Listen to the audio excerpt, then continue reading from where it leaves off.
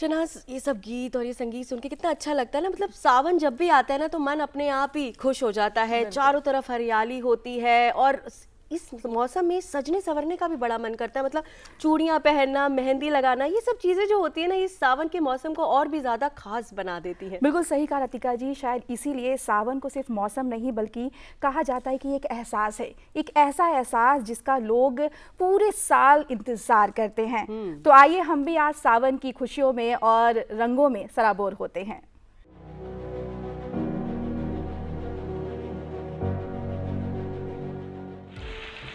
आसमान पर काले काले बादल, हवा में मिट्टी की सोंधी खुशबू, पेड़ों पर झूले, हाथों में मेहंदी और चारों तरफ गूंजता हर हर महादेव। जी हाँ, ये सिर्फ बारिश का मौसम नहीं, ये है सावन, परंपराओं और उमंगों का उत्सव। ये जो सावन का खूबसूरत महीना है, ये हिंदू पंचांग का 5वां महीना है जिसमें महादेव की पूजा की जाती है और इसी महीने से चतुर्मास शुरू होता है।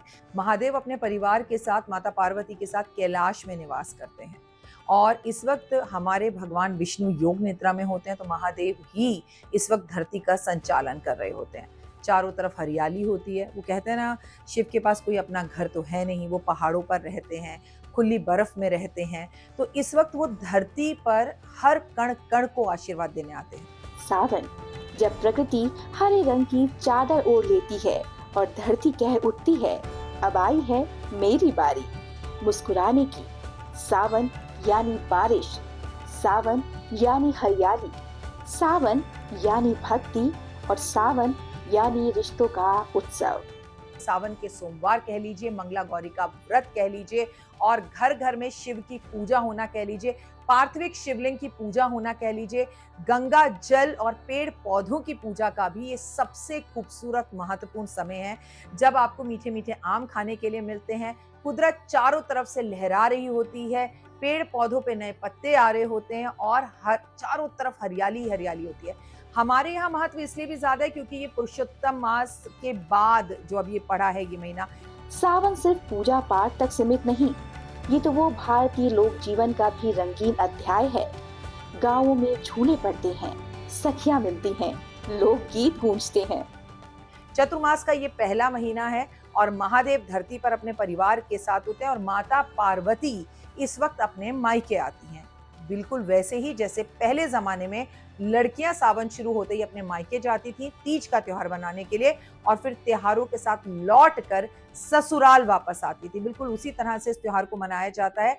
महत्वपूर्ण इसलिए भी है क्योंकि ये भक्ति का, शक्ति का और महादेव की कृपा प्राप्त करने का खास महीना है और कुदरत इस वक्त अपने एक चरम सीमा के नए रूप में होती है।